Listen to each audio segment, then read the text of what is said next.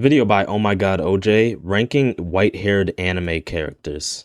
The typical, but not so typical, white-haired anime characters. I say not so typical because Alright, showing Gabimaru for the first white-haired anime character is kind of crazy. Like, Hell's Paradise is okay, I read the manga, but like, I should have thrown like Gojo in there or something. Because being real, a lot of these characters are unique and usually geniuses or just natural born talent. Yeah, white-haired anime characters, I mean, yeah, they're usually just overpowered as hell.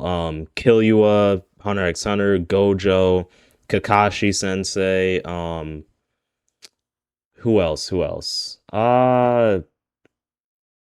Nier from Death Note, maybe? I don't know. With the exception of Satoru Gojo, of course. Oh my gosh, OJ, what are you? The white hair effect. With the sole exception of Satoru Gojo, the glaze never ends. Put it simply, if you got white hair and you're an anime character, consider yourself victorious. I got a couple of characters to rank. There's a lot of competition between these white hair freaks. So here's the rankings in my... Honestly, Gojo's number one. Jujutsu Kaisen like literally blew up just due to Gojo's existence. Yeah, Gojo's number one. Kakashi number two. My opinion. This is just my opinion. I might do a part 2 if everybody likes this series, by the way, so like the video. But then again... The thing is, some people are going to argue Kakashi should be number one because, like, he's the OG Gojo or whatever, but nah, bro. Gojo, what Gojo did, like, Kakashi is still a side character in the world of Naruto. Gojo, people were saying that he was the main character. Gojo just has way more influence, man, at this point. And there's even this guy, Kifri from Witch Hat Atelier. Witch Hat Atelier has been blowing up recently. And yeah, Kifri's another overpowered guy with white hair. And there isn't that many white hair characters, so maybe I'll do... It's funny, people were saying like he was a copy of Gojo, but Witch Hat Atelier actually like is an earlier manga than Jujutsu Kaisen. So if anything, you could argue Gojo copied him. Different color. Now, already starting off strong, while I have 2 characters tied for first place, actually, I have to rank it as a tie. Okay, Kakashi and Gojo are tied then. That's my assumption. Okay, but S tier, it's got to go to Gojo. Has to. If you disagree, you're wrong. I don't think I have to say much. His track record speaks for itself. Yep. The 6 Eyes, Hollow Purple, invented reverse curse technique. I could literally go on, and you all know this, but... Not even debatable. The rival in this case, drum roll please. Kakashi Sensei. There's nobody else. Ken Kaneki. Let me explain. What? Tokyo Ghoul? Are you kidding me? All right, let me... Fine, explain. Yes. Kaneki is my top anime character of all time, actually, personally. But Kaneki is one of those... Bro, but like objectively, nobody's thinking about Kaneki. Let's be for real, objectively. Tokyo Ghoul actually had so much potential if they would have just gotten the anime adaptation like right, if they would have gotten it correct. But like, you know, they kind of cooked the Tokyo Ghoul anime. It's disappointing, but due to them cooking the Tokyo Ghoul anime, nobody really cares about like Ken Kaneki to like that degree. Yeah, it really does suck because there's so many good shows like Berserk, Tokyo Ghoul, Promise Neverland that could have been like super mainstream, right? But Japan just messes up the anime adaptation. I don't know why. He's one of the blueprints in the game of white hair. You can call me new gen, you can call me biased, but white hair Kaneki took over in absolutely every category. Again, in this ranking, they don't necessarily need to be stronger, but I'm just going based off strength, influence, how it changed them. And in this case, Kaneki, when he obtained his white hair trophy and was deemed worthy of this blessing, bro, you can't tell me he wasn't moving completely different. I'm not gonna lie, one thing I will say about Tokyo Ghoul is it does have a crazy ass nickname. I think Ken Kaneki's nickname is like the One-Eyed King or something. That's cool. That hits hard. I'll be honest. From before. I'm not even talking about mentally. I understand he was tortured, all that great stuff. But his moveset and the instant movement of his battle style? What? Nobody just gets this without obtaining the white hair blessing. When even his character changed back, black hair Kaneki, he's a whole different story. But that's just me. Because black hair Kaneki, Black Reaper, he was on something different. But once again, white hair Kaneki is what started it all. Again, he's the blueprint for this whole thing. But that's all I really got to say about that one. Because in next place, I think this just can be a mutual agreement, right? Kakashi Hatake. copy ninja. Need I say more? S tier, yup. No. Every time he walks into the open world, everybody seems to know his name already. Even Madara knew who the infamous copy ninja was. Wait, Madara knew who Kakashi was? I literally didn't remember that, but I mean, it's been maybe like a decade since I've watched Naruto, but that's crazy.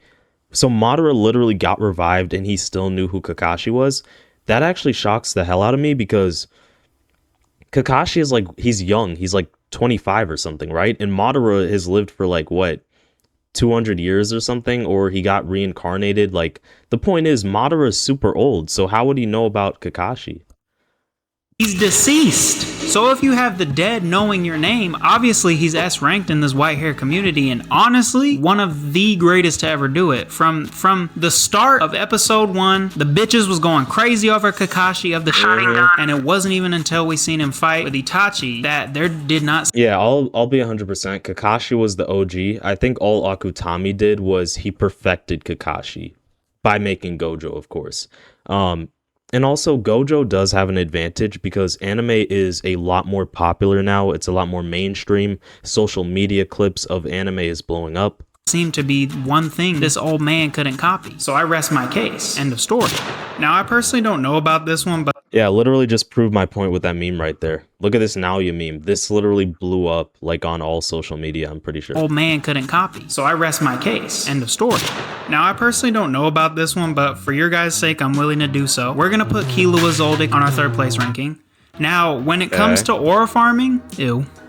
I'm sorry, I can't believe I just said that shit. But really, I have no other way to put this. When it comes to aura farm... Honestly, Killua is a good choice. He's definitely not the first person you would think of. The first person I think of is really just Kakashi and Gojo, and that's about it. I mean, Killua's got it. Especially at his age, starting off in the game at such a young age. He was aura farming since episode like 4, bro. Hunter x Hunter is the one anime that makes like every character the main character. It's genuinely insane. Like, Hunter x Hunter actually reminds me of Blue Lock with how both series somehow make every character the main character. In Blue Lock, you guys know it's about ego. Isagi Yoichi is technically the main character, but we also have like Baro, we have Reo, we have Nagi, and it just feels like everybody's the main character. We have Chigiri, and in Hunter x Hunter, Kurapika literally got an entire arc for himself. York New City. He wants to get revenge against the Phantom Troop, the Spiders. We literally got a Zoldyck arc with Killua. It's like, Togashi is such a peak writer.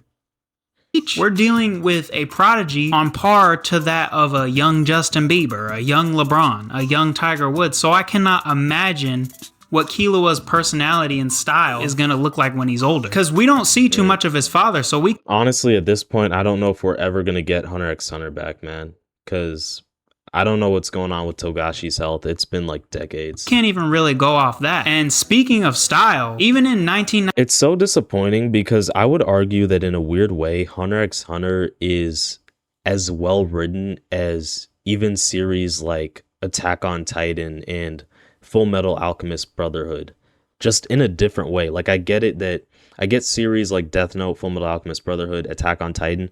They're very humanistic and realistic, and you know, it's kind of like poetry. But Hunter x Hunter honestly has some really good writing as well, especially in the Chimera Ant arc. Meruem kind of gained morality. It was like very good. 99 Hunter x Hunter, did he not have that shit on? And don't say no. Don't be silly. We know he deserves this ranking, not to mention the moveset he's working with. It fits so well with this white-haired prodigy that is Killua. The hair matching with the lightning, and even being an assassin? It can't get any better. Probably. Hopefully. I hope I get to see Killua as an adult in my lifetime. That's on my bucket list. Now, 4th place. It's all up to Togashi. This one's a weird spot to be in. You're not 3rd, you're not 2nd, not even 1st. But what's crazy though, that this character I put here actually has potential to be top 2, and I'm not talking about 2nd. And that character is Kisho Arima. I wouldn't say he's this random guy from Tokyo Ghoul. Okay. Niche or anything. You know, obviously, if you know Tokyo Ghoul, you know who he is, right? And if you read and arguably the greatest manga ever, you know that Arima is ridiculous. And quite frankly, I would definitely say he's like the 2nd strongest in the entire series, maybe? I think I have to fact check that one. But I wish they would just make like a new, better anime adaptation of Tokyo Ghoul, bro. I don't feel like reading the manga. let me know in the comments what you guys think, though. Arima, cold-blooded, aura farming. Truly a perfect candidate for this role. If I'm Yep, that word aura farming been blowing up ever since solo leveling. being honest. And he's nonchalant. Like, realistically, what more do you need from him to not be on this list? But hey, good job, Arima.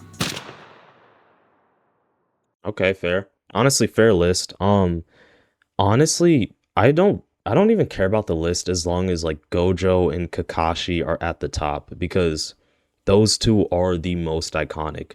Like after that, it really doesn't matter. Just have Gojo and Kakashi at the top of the list.